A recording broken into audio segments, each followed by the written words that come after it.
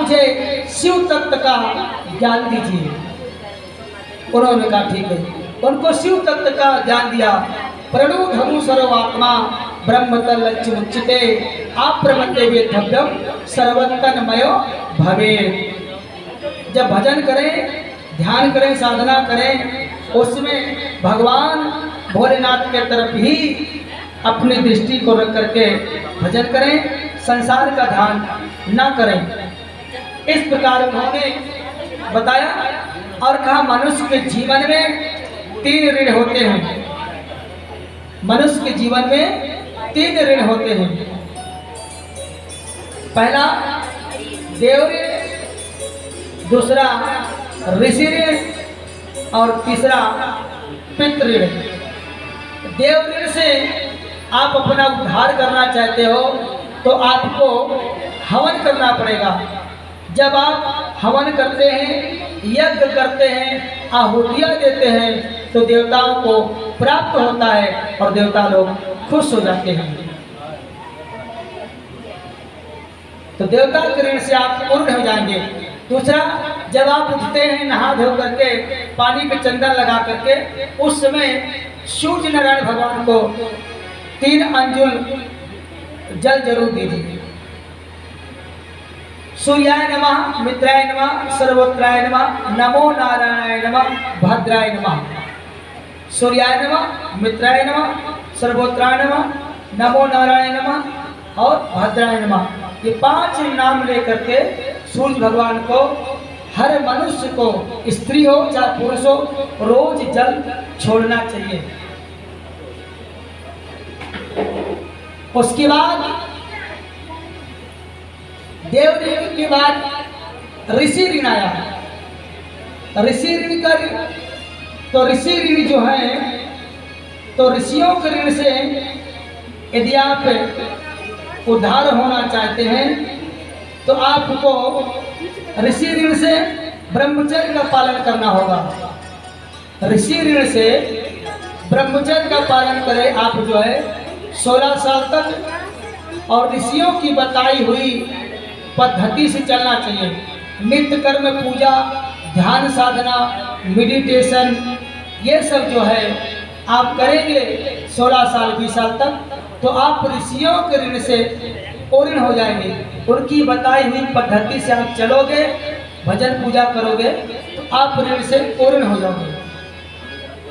तीसरा ऋण है पितृ ऋण, माने पिता का, दादा का, परदादा का, उनके ऋण से तब पूर्ण होंगे आप जब आप शादी करेंगे, विवाह करेंगे और संतान की उत्पत्ति होती है। और उनके नाम से, जब पितरों के नाम से हवन करते हैं, ब्राह्मणों को भोजन कराते हैं, कुछ दान पुण्य करते हैं, देवस्थान में कथा भागवत सुनते हैं, तो फिर आप पितृ के ऋण से पूर्ण हो जाएंगे। प्रेम से बोलो ओम नमः शिवाय। इस प्रकार बताने के बाद में श्री सूत जी महाराज जो है, सूत जी जो है शौनकादि ऋषियों से कहा। एक बार सभी ऋषि लोग इकट्ठा हुए और सभी ऋषियों ने कहा कि महाराज जी हम तपस्या कैसे करें, कहाँ पे जाएं? तो कहा विष्णु भगवान से पूछो। उन्होंने कहा ठीक है। विष्णु भगवान से पूछा तो विष्णु भगवान ने कहा सप्त ऋषियों, जहाँ पर ये मेरा चक्र गिर जाए। ब्रह्मा जी ने नारद जी को बताया। जब ऋषि लोगों ने पूछा कि हम लोग कहाँ तपस्या करें, पवित्र भूमि कहाँ है, तो ब्रह्मा जी ने कहा विष्णु से पूछो। विष्णु जी ने कहा शिव जी से पूछो। शिव जी ने कहा आप अपना चक्र छोड़ दीजिए, जहाँ पर चक्र गिर जाएगा वही चक्र तीर्थ बन जाएगा, वही जो है पवित्र भूमि बन जाएगी। शिव जी के आशीर्वाद से शिव जी का दिया हुआ चक्र भगवान विष्णु ने जब बैकुंठ पे छोड़ दिया और वो चक्र जा करके नैमिषारण्य के पवित्र क्षेत्र में गिरा और वहीं से जल का उद्गम हुआ। इको कम करेगा। जल का उद्गम हुआ और जैसे जल का उद्गम हुआ उस जगह का नाम पड़ गया बिंदु सरोवर। क्या नाम पड़ा? बिंदु सरोवर। और वो जल आज भी घूमता है और बगल बगल से वो निकलता है। सभी संत महात्मा ऋषि लोग उसमें स्नान करते हैं, पूजा करते हैं, संध्या करते हैं, तर्पण करते हैं। और वहीं सभी संतों को, ऋषियों को सूत जी महाराज जी ने ज्ञान दिया। उन्होंने कहा देखिए कर्म 2 प्रकार का होता है, ध्यान से सुनिएगा। भगवान शंकर जी, शिव जी ने पार्वती से बताया और सूत जी महाराज सौनकादि ऋषियों से कहा, ब्रह्मा जी नारद जी से कहा, सनत कुमार वेदव्यास जी से कहा, उपमन्यु जी श्री कृष्ण से कहा कि कर्म 2 प्रकार का होता है। 2 प्रकार का कर्म होता है। एक ज्ञान से उत्पन्न किया हुआ कर्म और दूसरा अज्ञान से उत्पन्न किया हुआ कर्म। तो ज्ञान से उत्पन्न किया हुआ कर्म जो होता है उससे सुख मिलता है और अज्ञान से उत्पन्न किया हुआ कर्म से मनुष्य को दुख मिलता है। आपने कौन सा कर्म किया था जो आपको दुख मिल रहा है? जो आपको दुख है, तकलीफ है, कष्ट है, बीमारी है, अनेकों प्रकार का टेंशन है, दुख का पहाड़ है, कर्ज है, ये सब क्या है? ये सब दुख है। तो आपने अज्ञानता में जो अपने कर्म किया था, ना कर्तृत्व ना कर्माणी ना लोकस सजत प्रभु न कर्म फल हेतु धूर्मा ते संगवा अस्त्वा कर्मणि। मनुष्य अपने भाग्य की रचना, शिव पुराण में लिखा है कि मनुष्य अपने भाग्य की रचना स्वयं करता है। मनुष्य अपने सुख की रचना खुद करता है और मनुष्य अपने दुख की रचना खुद करता है। भगवान तो केवल उसको फल देते हैं। भगवान किसी को ना कर्तापन बनाते हैं ना ही भोक्तापन बनाते हैं। मनुष्य स्वयं कर्म करता है और स्वयं भोगता है। मनुष्य स्वयं जाल बिछाता है और स्वयं ही उसमें फंस जाता है।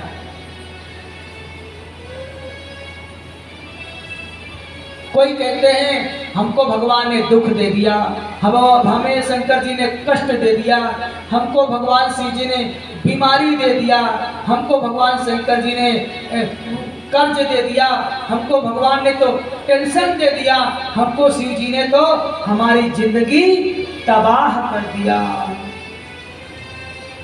हमारी जिंदगी में शंकर जी हमारा चैन छीन लिया, भगवान शंकर जी हमारी नींद छीन लिया, भगवान शंकर जी हमारी मौत क्यों नहीं ले लेता। भगवान पे दोष लगाते हैं। लेकिन ध्यान दीजिए, भगवान ने तुमको कब कागज में लिख करके दे दिया था कि तुम शादी करो? भगवान ने कब कहा था तुम इतना बड़ा परिवार इकट्ठा कर लो? भगवान ने तुमको कब कहा था कि तुम कल का खाना बना लो? भगवान ने कब कहा था तुम इतना बड़ा बिजनेस व्यापार कर लो? भगवान ने कब कहा था तुमको तुम बेईमानी करो? भगवान ने कब कहा था तुम किसी की निंदा करो? भगवान ने कब कहा था तुम किसी की चुगली करो? भगवान ने कब कहा था तुम बेईमानी करो? भगवान ने कब लिखकर तुमको दिया कि तुम ऐसा शब्द बोलो कि पड़ोसन घुट घुट करके मरे? कि ऐसा शब्द मैंने कभी नहीं सुना। भगवान ने कब कहा था कि तुम ऊंचे पद पर बैठ करके लोगों को पागल बना करके उससे रिश्वत लो? भगवान ने कब कहा था तुमको कि तुम दुनिया के लोगों को मर्डर करो, पैसा लूटो? कब भगवान कहाँ पर लिख करके दिया बताइए? मनुष्य जो भी कर्म करता है ये सारा अज्ञानता के कारण करता है। ध्यान दीजिए, जितने भी आज चोरी हो रही, डकैती हो रही है, मारपीट हो रहा, लूटपाट हो रहा है, ये अपने लिए नहीं, अपने लिए कभी नहीं। किसके लिए? ये केवल परिवार के लिए, पत्नी के लिए, बच्चों के लिए, बेटी के लिए। ये सब बेईमानी, चोरी, ये सब जो भी काले धंधे हैं, ये केवल परिवार के लिए करता है, अपने लिए नहीं करता, जो कि भोगता फिर वही है। तो अज्ञान से जो उत्पन्न किया हुआ कर्म है, अज्ञान से उत्पन्न क्या है? चोरी, डकैती, बेईमानी, निंदा, चुगली। इससे आपको क्या मिलेगा? इससे आपको महाराज दुख मिलेगा, कष्ट मिलेगा, बीमारी मिलेगी। ये ध्यान रखिएगा, जो भी आप कष्ट भोग रहे हो ये किसी और का दिया हुआ नहीं है, ये हमारा ही कर्म है। ध्यान रखिएगा, भगवान कभी किसी को ना तो दुख देते हैं ना सुख देते हैं। ये अज्ञान से किया हुआ कर्म है जो आपको दुख मिल रहा है। और ज्ञान से किया हुआ जो कर्म है, तो ज्ञान से किया हुआ कर्म क्या है? पूजा, पाठ, ध्यान, मेडिटेशन, कथा, भागवत, नाम जप, शिव पुराण, दान, पुण्य, कीर्तन, भजन, सहायता, दया, बड़ाई, स्तुति, किसी की हेल्प कर देना, आशीर्वाद मिलेगा। तो ये ज्ञान से उत्पन्न किया हुआ कर्म से किसी को भोजन प्रसादी करा दिया, किसी को चाय पिला दिया, किसी को कह दिया भैया कहाँ जा रहे हो, अरे दीदी आ जाओ बैठ जाओ थोड़ा से, तो बैठती तो अच्छा लगता है। तो कहेंगे अरे अरे देखो फलाने की बहू बड़ी प्यारी है, कितनी संस्कारवान है, बेचारी हमको बैठाई, आई एक गिलास में उसने गुलकुल कांगड़ी डाल के हमको चाय पिलाई, कितनी बड़ाई करेगी तुम्हारी वो। तो ज्ञान से उत्पन्न किया हुआ कर्म है जिससे आपको सुख मिलेगा। एक ब्राह्मणी थी, वो बेचारी भीख मांगती थी, उसका 7 साल का बच्चा ने कहा मुझे खीर खाना है, कहा बेटा नहीं है पैसा, कहा नहीं माँ कहीं से भी लाओ। माँ बेचारी कहीं से मांग जांच करके 1 किलो दूध लाई, खीर बनाई, काजू बादाम मुनक्का छुआरा पिस्ता से बढ़िया खीर बनाई। जैसे हमारी पार्वती माता जी के यहाँ पराशर परिवार में इतनी समय महाराज 7 दिन से खूब चकाचक है हम लोगों का, भले चाहे कल से कोई काली चाय भी न पूछे, पर इतनी समय तो चकाचक है। और देखा जाएगा कल तो कल तक भी ठीक है, कल भी पूरी कचौड़ी रसगुल्ला गुलाब जामुन, महाराज को देखो सब बनना, कल आनंद लीजिएगा सब लोग। तो ये माता जी ने कहा बेटा ठीक है खीर बनाती हूँ, खीर बनाकर उसने दे दिया और कहा बेटा ये बर्तन से निकाल कर थाली में और डंडी से ऐसे करते जाना और बिनवा से हाँकते जाना, ठंडी हो जाए तो खा लेना। अब वो बिनवा से हाँकने लगा, डंडी से ऐसे करने लगा चम्मच से, जैसे खाने के तैयार हुआ तैसे तो महात्मा जी आ गए। महात्मा जी ने कहा रे बेटा मैं 3 दिन से भूखा हूँ, मेरे पेट में अन्न नहीं गया, देखो मेरा पेट चिपक गया, मैं बहुत भूखा हूँ, मुझे भी थोड़ा दे देते तो अच्छा था। उसने कहा ले लो महाराज। कमंडल महात्मा जी ने रखा, उस बच्चे ने अपनी खीर की थाली उठा करके कहा आधा दे देता हूँ, कहा हाँ ठीक है। आधा जैसे देने लगे, संयोगवश थाली की सारी खीर कमंडल में चली गई। आय हाय, जन्म कर्म में पहली बार खीर। महात्मा जी ने कहा बेटा चिंता मत करना, आधी खीर तुम ले लो और आधी खीर मैं ले लेता हूँ। वो 7 साल के बच्चा ने कहा नहीं महाराज, स्वामी जी आप ले लो, आप तो 3 दिन से भूखे हो, पर मेरे सामने खाओ। और महात्मा जी बैठकर खाने लगे। अरे महाराज वो महात्मा नहीं थे, वो तो साक्षात भगवान थे। आप भक्ति करते हो लेकिन ध्यान रखना, ऐसे मोड़ पे भगवान तुम्हारी परीक्षा लेने आएगा तो तुम परीक्षा में फेल हो जाओगे। और महात्मा जी सारी खीर खाए, खीर तो महात्मा जी ने खाया लेकिन तृप्ति उस बच्चे को हुई। उसने कहा कितने भूखे बताओ, 3 दिन से भूखे, खा लिया कितना सुंदर हुआ, मुझे कितना आनंद आ रहा। खाकर महात्मा जी उस बच्चे के मस्तिष्क में हाथ फेर करके चले गए। तब तक मैं 10-5 मिनट में माता जी घड़े में पानी लेकर के आई और आ करके कहा, बेटा खीर खा लिया? कैसी बनी थी बेटा? देखो मैं कितना सुंदर काजू भी डाला, बादाम डाला, मेरा मुन्ना, मेरा राजा, मेरा सोना खाएगा, कितना अच्छा लगा। कैसी खीर थी बता? अच्छी लगी ना? उस बेटा ने कहा माँ खीर बहुत अच्छी थी, बहुत सुंदर थी, इतना मुझे आनंद आया, इतना अच्छा लगा कि मैं क्या बताऊँ माँ। बेटा ने कहा झूठ मत बोला, तूने खीर खाया कि नहीं खाया? उसने कहा माँ मैं खीर खा लिया। कहा नहीं नहीं, देखो माँ पेट टटोलती है, मेरा बेटा भूखा है, भोजन कर ले, बाद में काम करना। माँ ने कहा बेटा तुमने खीर नहीं खाई, सच सच बताओ खीर तुमने क्या किया? तब उसने कहा माँ मैं जैसे खाने के लिए तैयार हुआ, एक महात्मा जी आए और महात्मा जी ने कहा बेटा मैं 3 दिन से भूखा हूँ, मैं 3 दिन से भूखा, मुझे रोटी नहीं मिली, मुझे दे दो वरना मर जाऊंगा मैं। माँ जी मुझे दया आ गई, मैंने सारी खीर उसको दे दिया।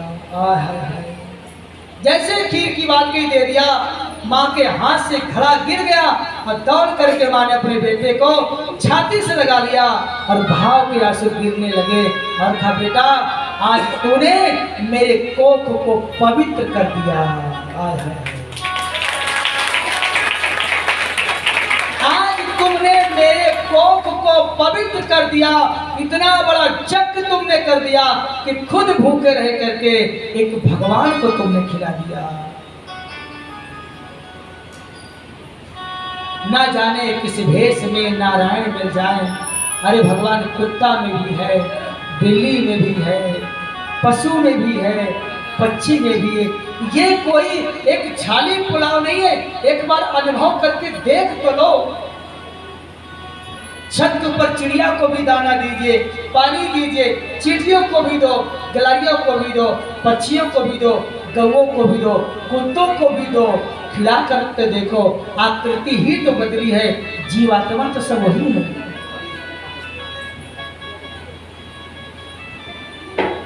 ये ज्ञान से किया हुआ कर्म है, तो ये जो ज्ञान से किया हुआ कर्म है इससे मनुष्य को सुख मिलता है, और अज्ञान से किया हुआ जो कर्म है उससे दुख मिलता है। लेकिन ध्यान रखना, दुख भोगोगे तो तुम्हारा पाप कटेगा। ये बात मन में ध्यान कर लीजिए, दुख भोगोगे तो आपका पाप कटेगा, और ज्यादा सुख भोगोगे तो आपका पुण्य छीन हो जाएगा। प्रेम से बोलो ओम नमः शिवाय, जरा जोर से बोलो। तो ज्यादा सुख भोगोगे तो फिर आपका पुण्य चला जाएगा। तेतम भुक्त्वा स्वर्गलोकम विशालम क्षीणे पुण्य मर्तलोके विसंति। अर्थात इस प्रकार जब उन्होंने बताया और कहा कि 5 तन मात्राएं, 5 ज्ञानेंद्रियां, 5 कर्मेंद्रियां, मन बुद्धि चित्त अहंकार, ये सब भगवान की कृपा से सब होता है। उनकी शक्ति से सब कुछ उत्पन्न होता है, उनकी शक्ति के बिना संसार सब कुछ सूना ही सूना है। तो आइए एक सुंदर भजन में, उसके बाद अंतिम कथा की ओर चलते हैं।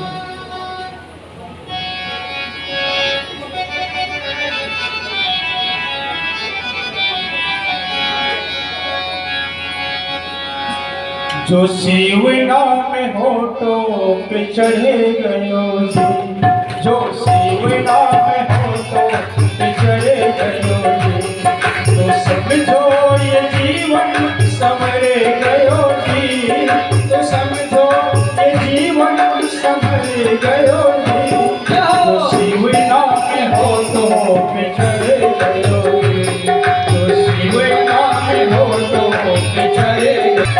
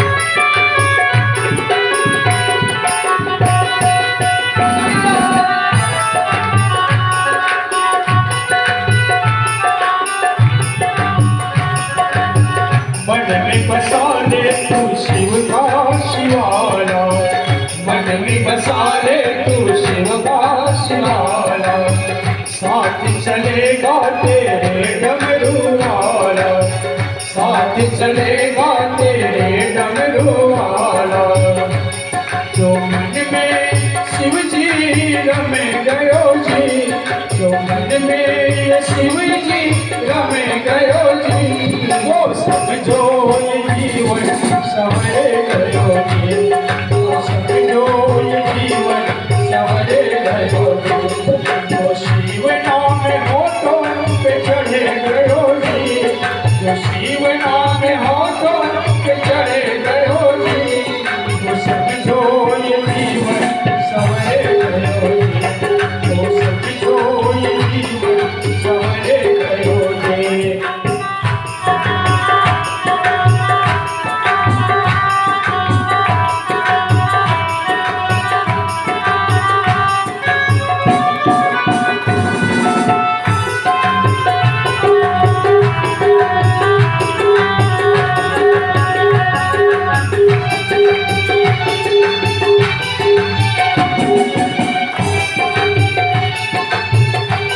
बोलो शंकर भगवान की जय हो।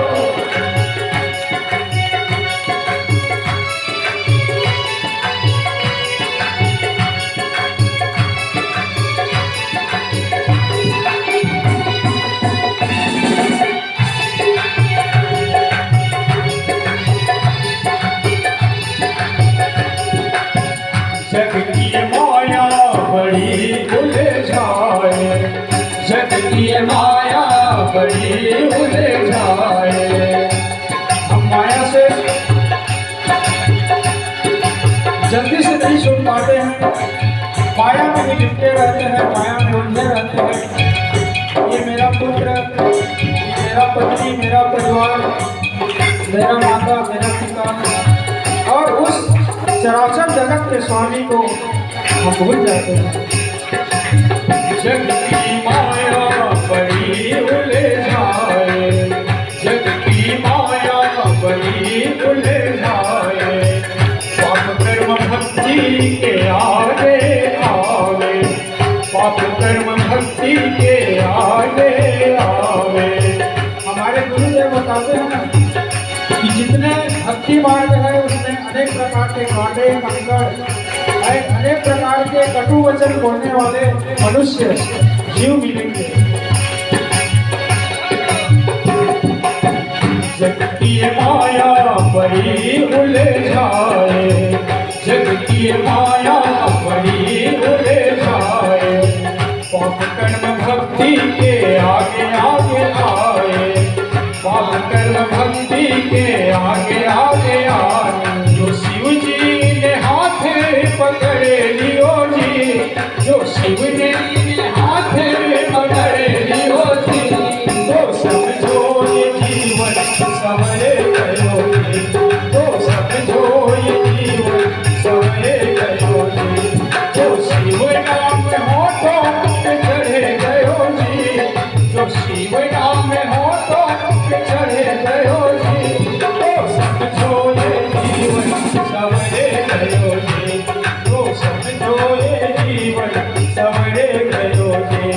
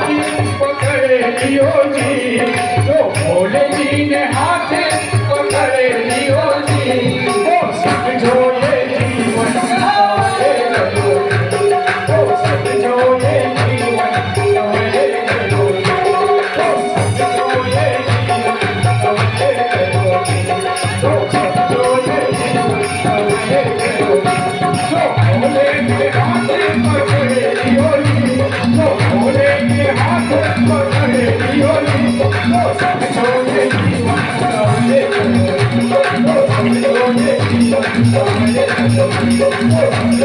जीवन सवरे गयो जी, वो समझो ये जीवन सवरे गयो जी, वो समझो ये जीवन सवरे गयो जी, वो समझो ये जीवन सवरे गयो जी। हरे कृष्णा। का एक बार भगवान शंकर जी माताएं कृपया और पार्वती जी शांत करें, जो कि आनंद नहीं आएगा। आप हल्ला करेंगे, गुरु जी कथा सुना रहे हंसी हंसी में भगवान शंकर जी ने अपने पत्नी से कहा कि तुम जो है काली देवी हो, काली महारानी हो, काली कलकत्ते वाली हो। 3-4 बार जैसे जैसे कहा कि तुम काली हो, कलकत्ते वाली हो, सांवली हो। तो पार्वती मैया जी ने कहा ठीक है, अब मैं तुमको छोड़कर जा रही हूँ, जब मैं गोरी हो जाऊंगी तभी आऊंगी मैं। ऐसा कह के पार्वती जी गुस्सा के भोलेनाथ जी को छोड़ के वो चली गई। अब चली गई जब जा करके महाराज वही कैलाश पर्वत में एक गुफा थी, वहां जाकर के वो बैठ गई और बैठ करके वहां पर ओम नमः शिवाय, ओम नमः शिवाय, ओम नमः शिवाय का जाप करने लगी। हजारों वर्ष तक तपस्या किया तो ब्रह्मा जी आ गए। ब्रह्मा जी ने कहा देवी जी आप अपने पतिदेव को छोड़कर इतनी कठिन तपस्या यहाँ क्यों करने आई हो?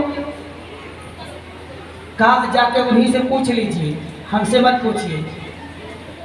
उन्होंने कहा कि नहीं तुम बताओ।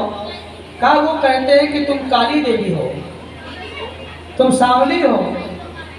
तो मैंने कहा मैं गोरी हो जाऊंगी तभी आऊंगी मैं, इसलिए मैं हजारों वर्ष यहाँ पर तपस्या किया। उन्होंने कहा क्या चाहती हो? बोले चाहती क्या हो, मुझे गोरी बनाओ। उन्होंने कहा ठीक है बना देंगे गोरी तुमको। अब उन्होंने जो है अपने शक्ति से मंत्र जैसे मारा तो पार्वती माता जी गौरी तो हो गई, लेकिन जो काली उनकी छाया थी वो निकल करके खड़ी हो गई।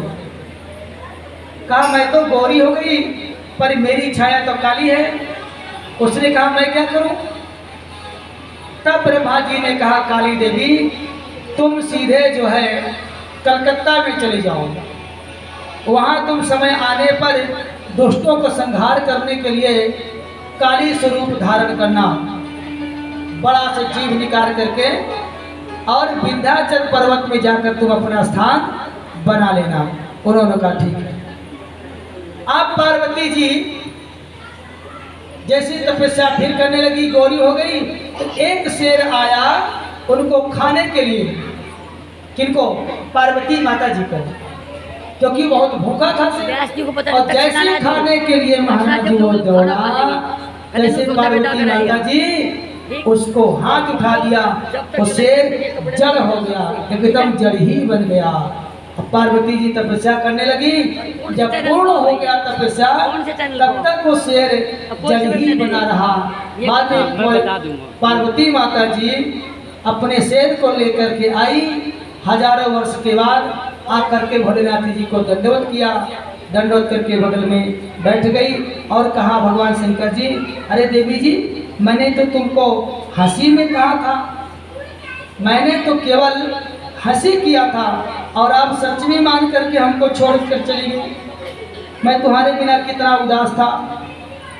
भगवती माता जी ने कहा कि आप ही तो बोले थे कि काली हो, तुम काली हो, अच्छी नहीं लग रही हो, इसलिए मैं गोरी होने के लिए तपस्या करने के लिए गई। भगवान शंकर जी ने कहा देवी जी जो तुम हो वही मैं हूँ, जो मैं हूँ वही तुम हो। तुम शक्ति हो और मैं शक्तिवान हूँ। शक्ति की शोभा शक्तिवान से है और शक्तिवान की शोभा शक्ति से। शक्ति है तो पूरा संसार है और शक्ति नहीं तो कुछ भी नहीं है। हमें तुमने कोई अलग नहीं कर सकता, अर्थात जो तुम हो वो मैं ही हूँ। इस प्रकार उनको समझाया। समझाने के बाद कहा देखो ये मैं शेर लेकर आई हूँ और ये शेर मैं आपको देती हूँ। जैसे नंदी जी रहते हैं वैसे शेर भी आपकी सेवा में रहेगा। बोले ठीक है। तब से शेर भी माँ भगवती दुर्गा के पास में वो शेर भी वहीं पर रहने लगा और रहने लगा तो बहुत आनंद आया, जय जयकार होने लगा। श्री कृष्ण भगवान ने उपमन्यु से कहा कि पशुपतास्त्र मंत्र क्या है। बोले पशुपतास्त्र मंत्र कोई और नहीं है, पशुपतास्त्र मंत्र ही ओम नमः शिवाय है। पशुपतास्त्र मंत्र ही ओम नमः शिवाय ही मंत्र है। जो पशु बुद्धि वाले होते हैं वो भी यदि ओम नमः शिवाय जपे तो उनकी भी मन शुद्धि हो जाती है। इसी मंत्र को कहते हैं ओम नमः शिवाय। और यही ओम नमः शिवाय से ही गायत्री मंत्र निकला। इसी ओम नमः शिवाय से ही न जाने कितने मंत्र निकले। सब उपदेश देने के बाद में उन्होंने कहा अब आइए मैं आपको ओम नमः शिवाय का मंत्र, पहले कोई ज्ञानी गुरु मिले, अच्छे से मिले गुरु जो वैरागी हो, कामना वासना से रहित हो, जो ईर्षा दोष जलन किसी से ना करते हो, सबको समभाव रखते हो, जो मिले खा पी लेते हो, भगवान का भोग लगा के उसी को गुरु बनाओ। लेकिन गुरु जी का दिया हुआ जो गुरु मंत्र है उसको कम से कम रोज जो है अनन्य भाव से जपे। ये नहीं कि अब मिल गया तो जल्दी से जपो निकल चलो, ऐसा नहीं। अनन्यास चिंतयन्तो माये जनाः पर्युपास्ते तेषां नित्याभियुक्तानां योगक्षेमं वहाम्यहम्। अनन्य भाव से ओम नमः शिवाय जपिए, अनन्य भाव से, प्रेम से, भाव से, प्रेम से, भाव से, लगन से और प्रतिदिन संयम से जपे। जिसको अनुष्ठान करना है 41 दिन का, 21 दिन का, तो अनुष्ठान संयम से जपे, ब्रह्मचर्य का पालन करके जमीन में सोवे और रात में एक बार भोजन करे और ओम नमः शिवाय का खूब जप करे। ओम नमः शिवाय का जितना अक्षर है उतना ही लाख जप करना चाहिए। ओम नमः शिवाय में जितने अक्षर हों उतने लाख मनुष्य को जप करना चाहिए, उतना लाख जप करें और हो सके तो उसके चौगुना करें। चौगुना आदर पूर्वक के साथ जप करना चाहिए। और देखिए पूर्व की ओर यदि आप जो है, हाँ पूर्व की ओर यदि आप मुँह करके जपोगे तो आपको सिद्धि मिलेगी। लेकिन जिसमें आप जपो उसमें मौन होकर जपना चाहिए, किसी से बात नहीं करना चाहिए, ठीक। और पश्चिम की ओर आप जपोगे तो आपको सिद्धि मिल जाएगी। जप कैसे करना चाहिए? अंदर जप जो है करते समय केवल जीभ हिले,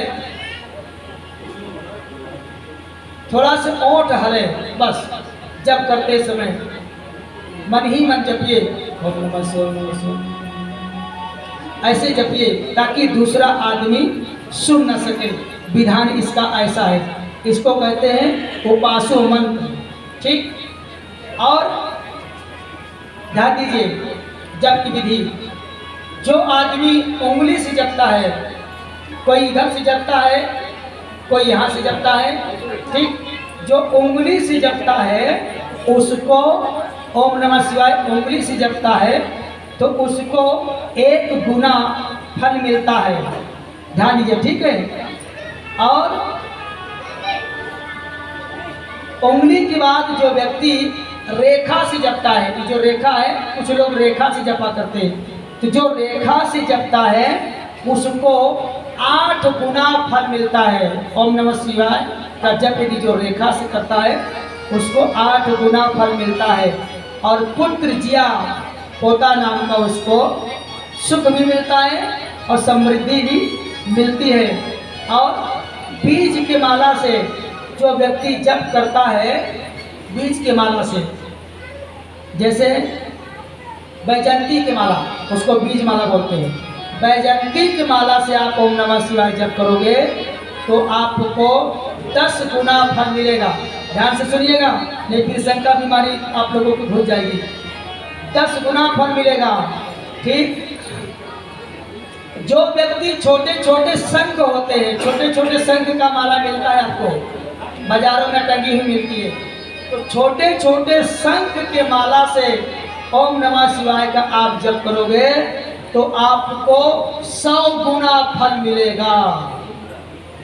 और यदि आपने मूंग के माला, मूंगे के माला से आप ओम नमः शिवाय जप करेंगे तो आपको 1000 गुना फल मिलेगा, 1000 गुना फल मिलेगा।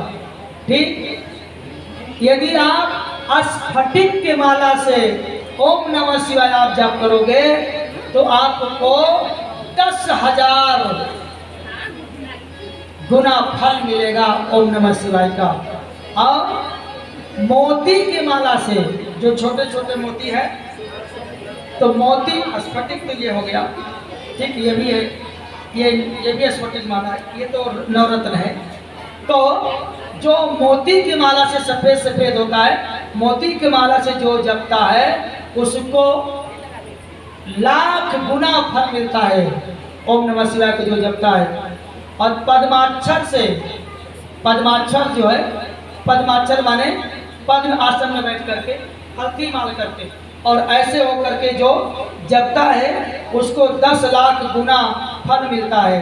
और स्वर्ण के बने हुए मनके, स्वर्ण माने सोने की, जैसे कोई कोई व्यक्ति रुद्राक्ष के माला में सोना लगवा लेता है, या धीरू मानी की तरह पैसा हो तो सोने का भी वो रुद्राक्ष बनवा सकता है। तो सोने के मन की माला रुद्राक्ष में गुहा है, उससे आप जप करेंगे तो मन के गणनों से अर्थात कोटि गुना, करोड़ों गुना आपको फल मिलेगा। ठीक, कुशा के गांठ से, कुशा के गांठ का भी जो है माला बनता है, तो कुशा के गांठ के माला से यदि आप जप करोगे, और उसमें कुशा के गांठ माला में रुद्राक्ष से गणना करना चाहिए, रुद्राक्ष की माला की तरह होनी चाहिए वो, तो उसमें आपको जप करेंगे तो अनंत गुना फल मिलेगा, अनंत गुना फल मिलेगा। ठीक, और उसमें भी 30,000, 30 रुद्राक्ष की उसमें कुशा की जो मंत्र, कुशा का जो माला बनता है उसके गांठ का, उसमें केवल 30 दाने होने चाहिए। ठीक, तो 30 दाने रुद्राक्ष के बनी हुई से जप करोगे तो आपको कर्म बंधन से आप छूट जाओगे और धन देने वाली होती है। ठीक, 30 गुड़िया के माला से जपोगे तो आपको धन दौलत मिलेगा, और 27 दाने की रुद्राक्ष की माला से आप जपोगे तो आपका स्वास्थ्य अच्छा होगा। पुष्टि दानी 27 की होती है, रुद्राक्ष की माला 27 दाने की हो तो उससे आपको पुष्टि मिलेगा, मतलब स्वास्थ्य आपका अच्छा होगा। यदि 50 दाने की रुद्राक्ष का माला 50 दाना को हो, उससे आप जपोगे तो आपको मुक्ति मिल जाएगी। और 15 दानों की रुद्राक्ष की माला यदि आपकी बनी होगी तो उससे आप माला से जपोगे तो आपको अनंत जप करने का फल मिलेगा। और जप कर्म में अब देखिए जप कैसे किया जाता है, ये देखिए, यदि आप जप कर्म में अंगूठे से करेंगे, अब ये है ना, तो अंगूठा तो लगेगा, ये अंगूठा को ऐसे करके बीच वाली से जोड़ लीजिए।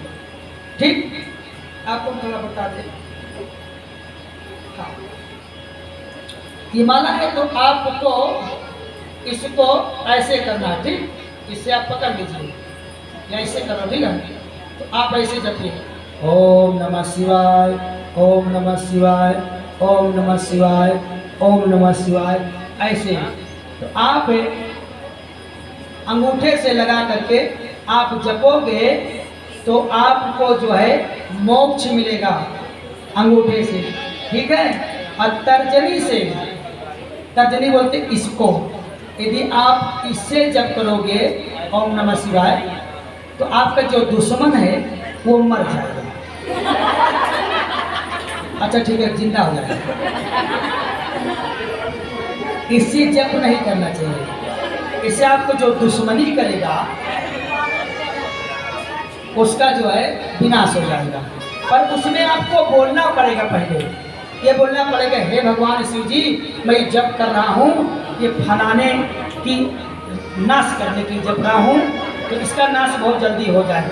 तो आप 41 दिन जो है ब्रह्मचर्य पालन करके और फल फूल खाइए, किसी का मत खाओ कोई चीज़। अब आप 41 दिन जप दीजिए तो 42वें दिन उसका जनाजा चला जाता है। प्रेम से बोलो ओम नमः शिवाय, शत्रु नाश होता है, ठीक। और मध्यम से, ये मध्यम आ गया, इसको बोलते हैं मध्यम, ठीक है। अब आप इससे जपोगे, इससे आप जपोगे ना तो आपको शांति मिलेगी। और ये अनामिका, अब इससे आप जपोगे तो आपको मोक्ष मिल जाएगा इससे, ठीक है। इस प्रकार ये सब जप करने की विधि बताई गई। 50 माले के लिए आप जप करोगे तो आपको मनोवांछित फल मिलेगा। 50 दाने की माला से जप करोगे तो मनोवांछित फल आपको प्राप्त हो जाएगा।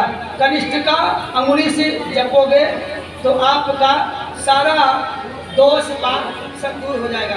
प्रेम से बोलो ओम नमः शिवाय। अब ये सुनिए, कहाँ बैठ करके जप करना चाहिए, जो अब कहाँ बैठ के जप करना चाहिए, ठीक है। देखिए, घर में आप जप करोगे ओम नमः शिवाय का रुद्राक्ष की माला से, जिससे भी जप करोगे बैठ करके तो आपको 1 गुना फल मिलेगा। गौशाला में जप करोगे बैठ करके 2 गुना 100 गुना फल मिल जाएगा। और पवित्र वन में जंगल में बैठकर जप करोगे तो आपको 1000 गुना फल मिल जाएगा। और पूर्व की ओर जप करोगे तो 10,000 आपको फल मिलेगा। नदी के तट पर बैठकर जप करोगे तो 1 लाख जप का फल मिलेगा। देवालय में, मंदिर में भगवान के सामने बैठकर जप करोगे तो करोड़ गुना फल मिलेगा। तो भगवान शंकर कहते हैं मेरे निकट बैठ कर जो जप करता है वो अनंत फल मिलता है। विश्वनाथ भगवान की। जो भगवान शिवलिंग के सामने, भगवान के सामने बैठकर जपता है उसको अनंत गुना फल मिलता है। सूर्य, चंद्रमा, अग्नि, दीपक, जल, ब्राह्मण, गौ के समीप जप किया हुआ श्रेष्ठ होता है। दीपक जला के गौ के सामने, ब्राह्मण के सामने, जल के सामने, चंद्रमा के सामने, सूर्य के सामने जप करेंगे तो ये जप सबसे श्रेष्ठ माना जाता है। पूरब की ओर, जिधर सूर्य निकलता है, पूरब की ओर यदि आप बैठ करके जप करोगे तो वशीकरण होगा। किसी को बस में करना है तो लाल आसन बिछा करके, दीपक जला के, पूरब की ओर बैठ करके आप जप करोगे तो वशीकरण हो जाएगा। और दक्षिण की ओर आप जप करोगे तो आपका अभिचार कर्म, माने जो कुदृष्ट कर्म है वो आपका नष्ट हो जाएगा और आपकी मृत्यु बहुत अच्छी होगी, दुख तकलीफ नहीं होगा। तो दक्षिण की ओर जप करोगे तो, वैसे दक्षिण की ओर बैठना नहीं चाहिए पर तुम्हारी इच्छा बैठ जाओ, कोई सी बात नहीं है। और पश्चिम मुख की ओर, पूरब की ओर जिधर सूर्य डूबता है, पश्चिम की ओर मुख को जप करोगे बैठ करके तो आपको खूब धन संपत्ति, सोना चांदी, हीरे जवाहरात, ये सब अपने आप तुम्हारे जो है छत पे गिरने लग जाएगा। प्रेम से बोलो ओम नमः शिवाय। धन मिलेगा, ठीक है। अरे जो भी मिल जाए उसी में संतोष करो भाई, धन मिलेगा, ठीक। उत्तर की ओर जिधर हरिद्वार है, उत्तर की ओर मुख करके जप करोगे तो आपको शांति मिलेगा, सुख मिलेगा, आनंद मिलेगा, चैन मिलेगी, समाधि मिलेगी और मस्ती मिलेगी जिंदगी में। उत्तर की ओर मुख करके जप करोगे तो सूर्य, अग्नि, ब्राह्मण, देवता, पुरुष के सामने पीठ दिखा के नहीं जपना चाहिए। अग्नि जल रही है तुम पीठ दर्द बोले ठंडी बहुत ज्यादा महाराज, पीठ को भी सेक रहे हैं और जब भी कर रहे हैं, ऐसा नहीं। अग्नि, जल, वायु, ब्राह्मण की तरफ पीठ दिखा के जप नहीं करना चाहिए, ठीक है। हाँ, जप नहीं करना चाहिए। और सुनिए, सिर पर पगड़ी, सिर पे पगड़ी बांध कर, कुर्ता पहन कर, नंगा होकर, बाल खोल करके काली माई की तरह ऐसे करें, काली माई की तरह बाल खोल करके, गले में कपड़ा डाल कर, जैसे कि अंगूठा लोग बांध लेते हैं, गले में कपड़ा डालकर या लपेट करके अशुद्ध हाथ को लेकर, संपूर्ण शरीर आपका अशुद्ध है, तथा विलाप करते हुए, विलाप माने रोते हुए पूर्वक जप नहीं करना चाहिए। ठीक है। और उसके बाद जप करते समय क्रोध नहीं करना चाहिए। या आप जप कर रहे हो और कोई आदमी काम आपका बिगाड़ रहा है तो गुस्सा के मारे को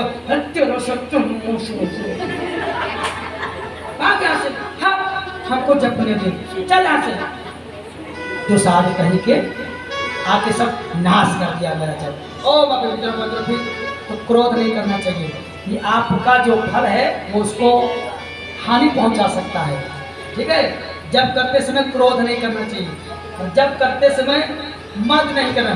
मद माने ऐसे से करने लग जाओ या हाथ पकड़ के ऐसे से करे, कुछ लोग करने लगे ऐसे। अब ये मद है, जब भी कर रहे हैं वो ऐसे से भी कर रहे हैं, ऐसा नहीं करना चाहिए। ठीक। जब करते समय छींकना भी नहीं चाहिए। मान लो हो भी जाए, कुछ लोग छींक भी, अब समझ लीजिए, छींक भी नहीं करना चाहिए। मान लो छींक कर दिया तो फिर थोड़ा पानी पी लीजिए या आचमन कर लीजिए। जो लिखा है सही से हम आपको बता रहे हैं। ठीक है। हाँ, जब करते समय छींकना भी नहीं चाहिए। और जब करते समय महाराज तम्बाकू खा के या सीरी खा के,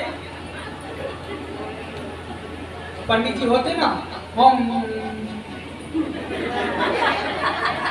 जब हो रहा है कुछ नहीं हो रहा, सीरी भीतर घुसी है, भगवान भगवान भगवान भगवान, मतलब जजमान आ रहा है, भगवान भगवान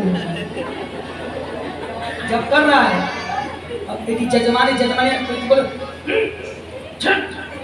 मतलब आ रहे हैं तो उसमें छींकना, यदि वो छींक दिया, कुछ कर दिया तो तुम समझ लेंगे अब जप नहीं कर रहे। ये लोग कह रहे सचेत हो तो जजमानी ना गई है, तो उसमें तम्बाकू ये सब नहीं खाना चाहिए। और थूकना भी नहीं चाहिए। और जब कर रहे हो तो जा करके तुम थूक दिए तो जब थूकने चला गया। जब करते समय थूकना भी नहीं चाहिए। जब करते समय जमुहाई भी नहीं लेना चाहिए। जब कर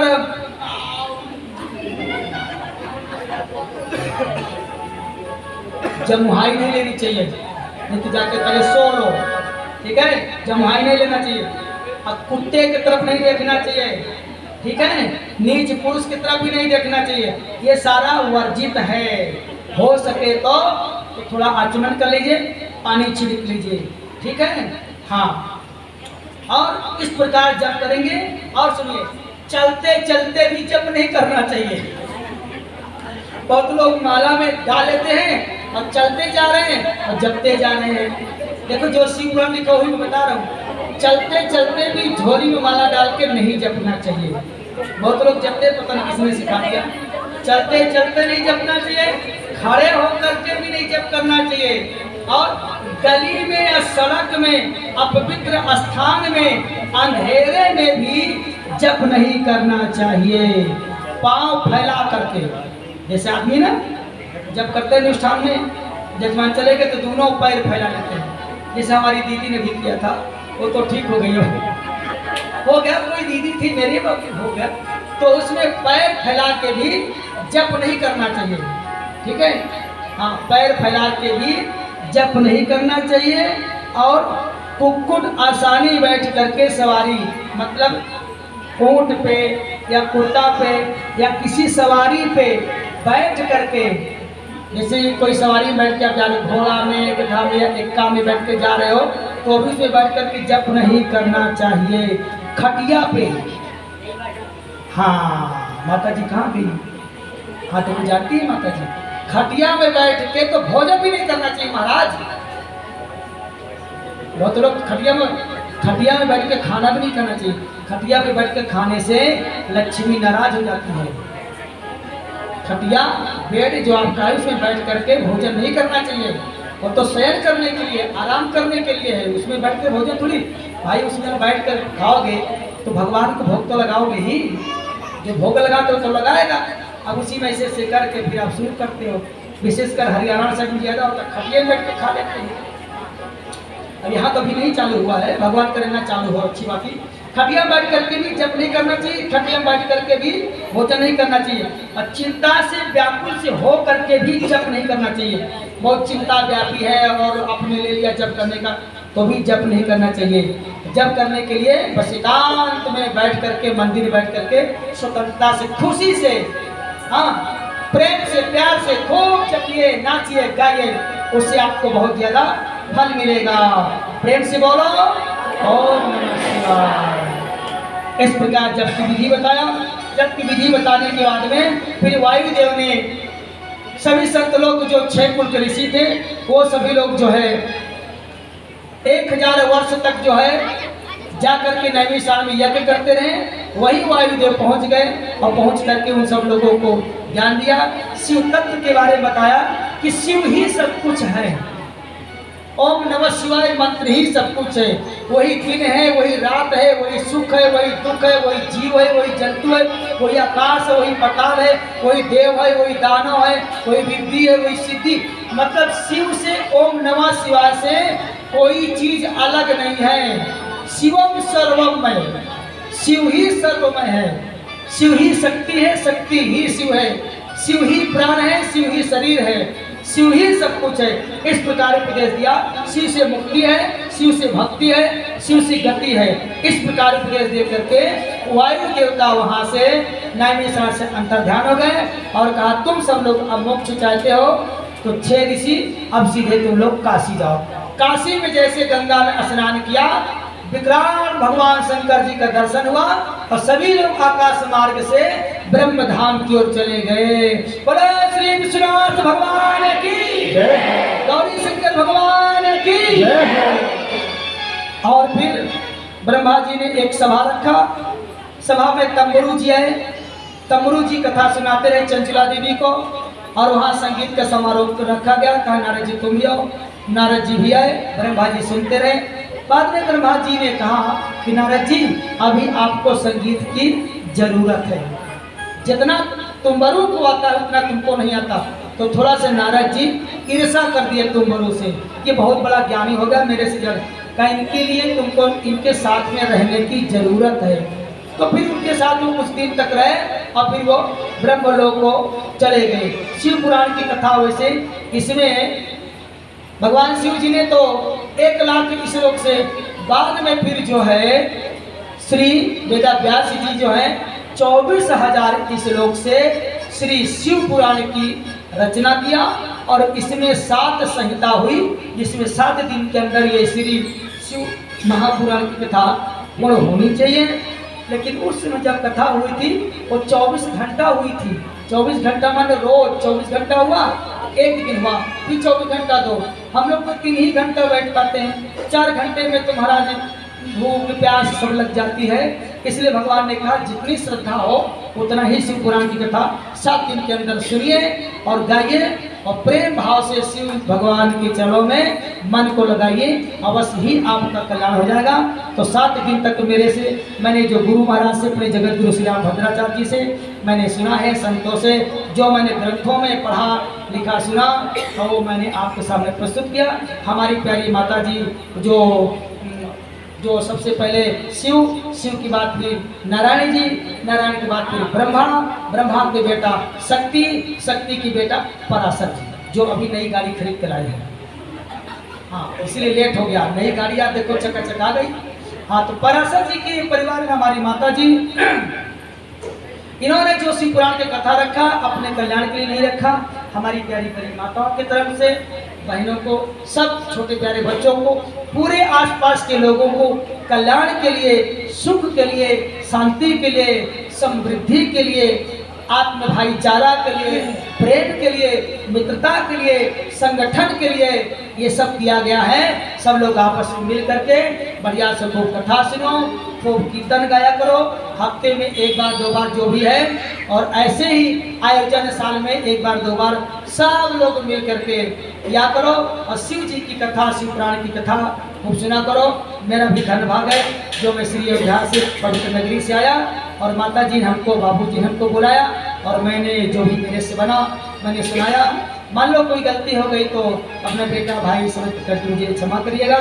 पर भगवान की कथा तो बड़ी अथाह सागर है, इसको कोई पार नहीं कर सकता। फिर भी मेरे से जो बना मैंने गाया और भगवान की कृपा प्रसाद मुझे बहुत अच्छा लगा। मैंने दुनिया में बहुत कथा सुनाया।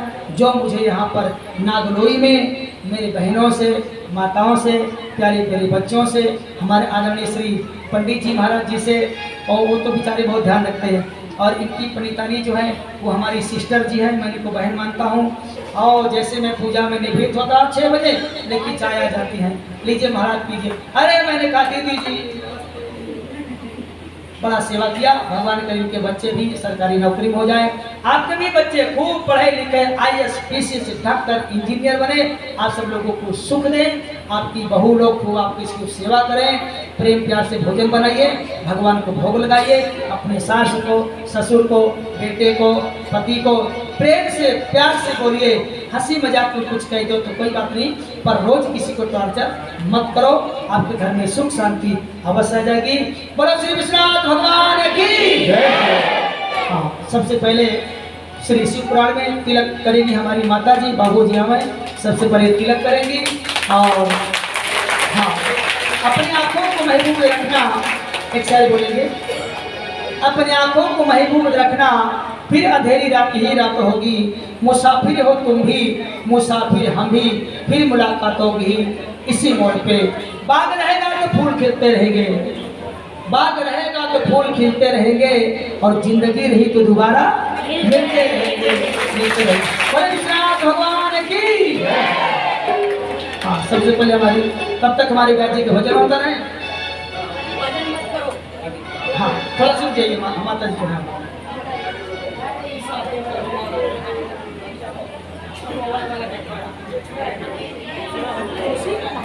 वरदाना कुछ कर सके, गुरु चाहे सब हो।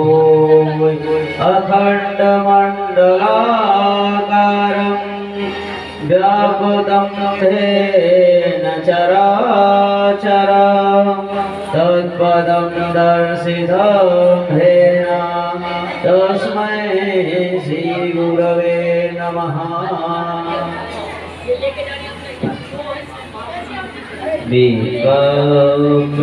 विप्रसादात् धरणीधरोः, विप्रसादात् कमलावरोः, विप्रसादात् अजिताजिदोः, विप्रसादात् मम राम राम। विप्रन के प्रगधोवन से अहि द्वार पे कीचड़ होद न डारो। गर्जन वेद अस्वस्थन के ध्वनि नभमंडल में गूंजत नाही। स्वाहा स्वाधा के ही जन पे आहुति कर्म करावत नाही। जो घर है शमशान के भांति वहाँ सुख संपत्ति आवत नहीं। जो घर है शमशान के भांति वहाँ सुख संपत्ति आवत नहीं।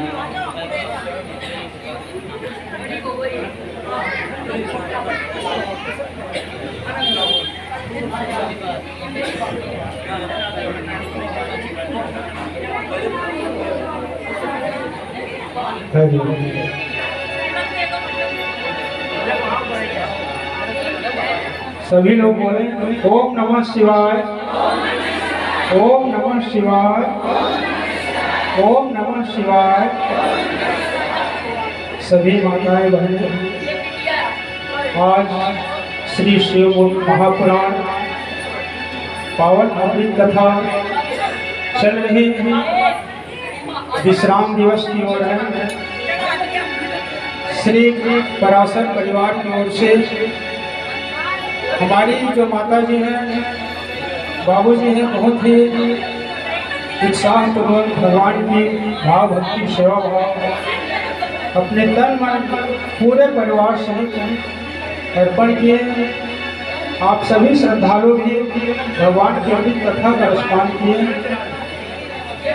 श्री अयोध्या धाम से आए हुए परम पूज्य श्री बाल व्यास जी, स्वामी चिंतामणि महाराज जी के द्वारा आप सभी देवाधिदेव महादेव की पावन पुण्य अमृत कथा प्रेम पूर्वक रसपान किए। आज कथा का विश्राम दिवस है। अब हम पंछी यहाँ से उड़ने वाले हैं। जिस प्रकार से पंछी है इस डाल से उस डाल उड़ती है, उसी प्रकार हम भी कलाकार हैं, यहाँ से वहाँ उड़ते रहते हैं। तो आप सभी माताओं बहनों को हम हार्दिक अभिनंदन वंदन करते हैं। इस पावन धरा को कोटि कोटि प्रणाम करते हैं। आप सभी श्रद्धालु भक्त माताएं बहनें जो भी विष्णु स्वरूप आप सभी विदाई के रूप में, श्रद्धा अनुसार धन के रूप में, अन्न के रूप में, कपड़ा के रूप में, वस्त्र के रूप में जो भी हम संगीत आचार्य को अर्पण कर सकते हैं। आइए एक छोटा सा आप सभी के बीच में विदाई भजन सुनाने की प्रयास। आप सभी किया स्नेह ममता को हम सदा याद रखेंगे। आइए इसी भाव पर भगवान शिव जी आप सभी का कल्याण करें, परिवार को सुख शांति से रखें। आइए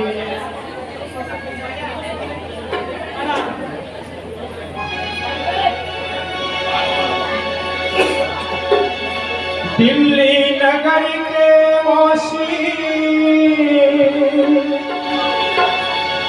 सदा खुश रहना,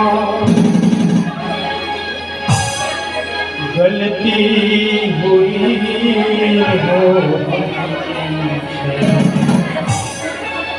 माफ कर देना।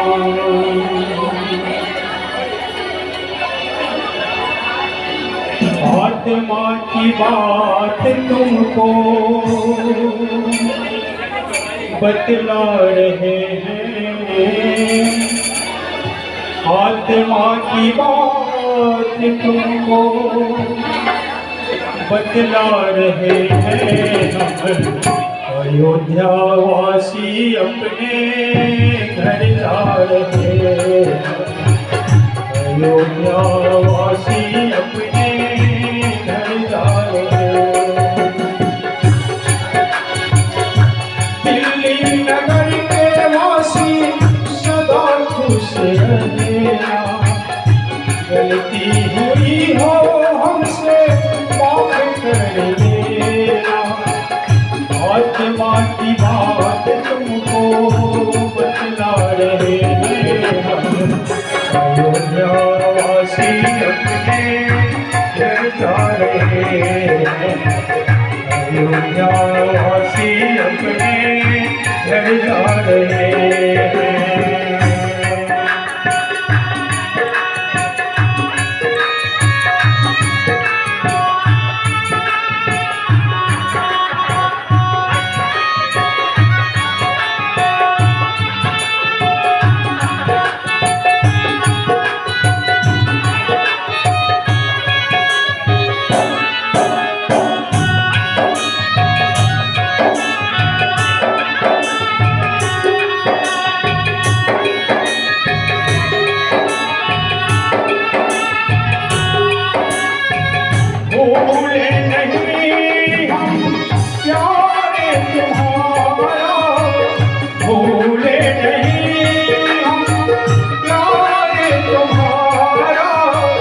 दुआ है श्री भोले जिसे बुलाना दोबारा।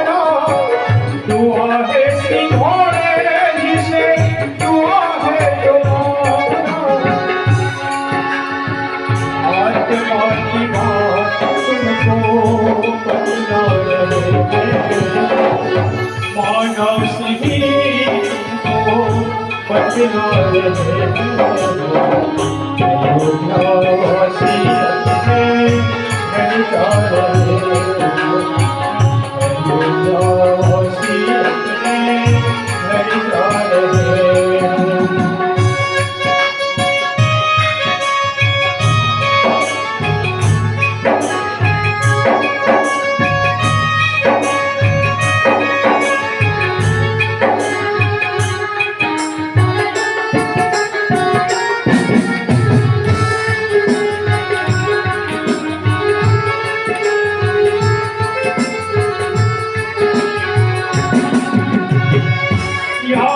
तुम्हारी हमको घर आएगी याद तुम्हारी हमको घर आएगी प्यार बिना कितना तरसाएगी प्यार बिना कितना तरसाएगी आज हम आप सभी का ऋणी रहेंगे आपके प्रेम को श्रद्धा को वनासर परिवार की जो भी हमें प्रेम स्नेह मिला आप सभी माताओं का बहनों का जो स्नेह मिला उसे हम जीवन में याद करते रहेंगे याद तुम्हारी हमको घर आएगी प्यार बिना कितना तरसाएगी आत्मा की बात तुमको बतला रहे हैं आत्मा की बात तुमको बतला रहे हैं अयोध्या के वासी अपने घर जा रहे हैं अयोध्या के वासी अपने घर जा रहे हैं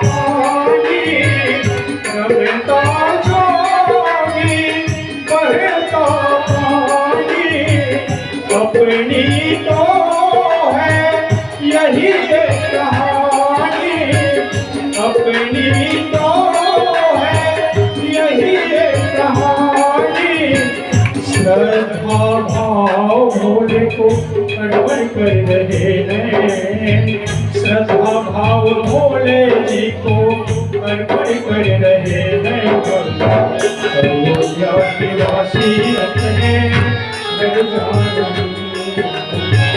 अयोध्या के वासी अपने घर जा रहे दिल्ली नगर के वासी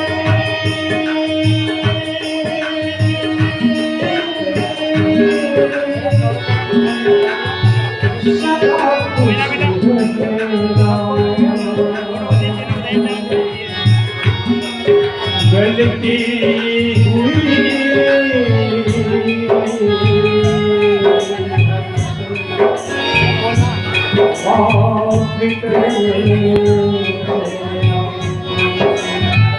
आत्मा की बात तुमको बतला रहे हैं आत्मा की बात तुमको बतला रहे हैं अयोध्या के वासी अपने घर जा रहे हैं अयोध्या के वासी अपने घर जा रहे हैं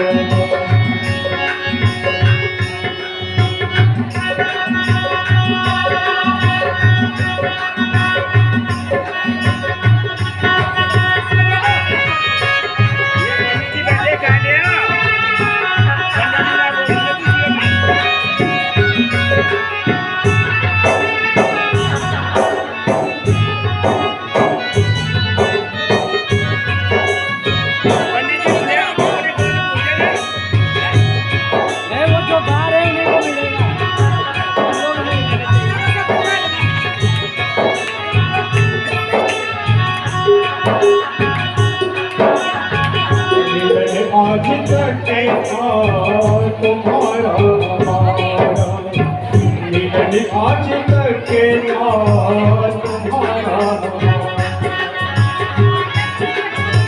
रही जिंदगी तो मिलेंगे दोबारा, रही जिंदगी तो मिलेंगे दोबारा, मिलन आज तक के था हमारा तुम्हारा, मिलन आज तक के था हमारा तुम्हारा।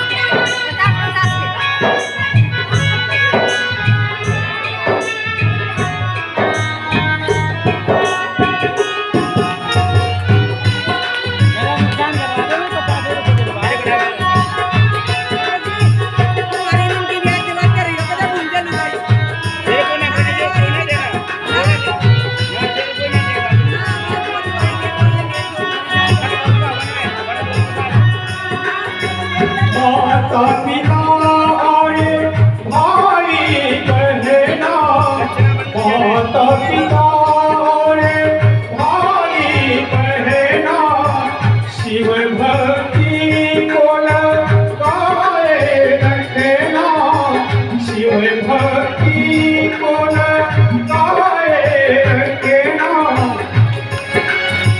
यही आपसे है कहना, यही आपसे कहना, मिलन आज तक था हमारा, मिलन आज तक था हमारा तुम्हारा।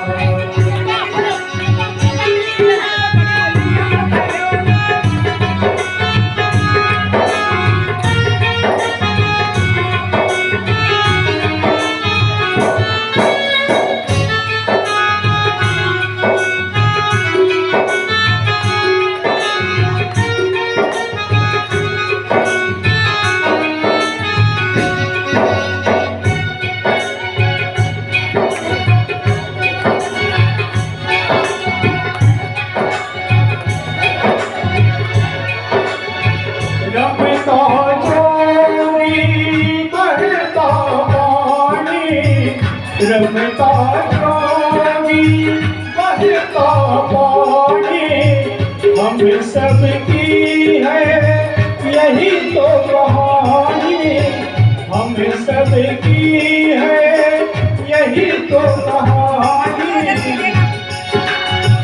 इसी में ही दुनिया में गुजारा, दुनिया में गुजारा, मिलन आज तक था हमारा तुम्हारा, मिलन आज तक था हमारा तुम्हारा, मिलन आज तक था हमारा तुम्हारा, रही जिंदगी तो मिलेंगे दोबारा, रही जिंदगी तो मिलेंगे दोबारा, रही जिंदगी तो मिलेंगे दोबारा।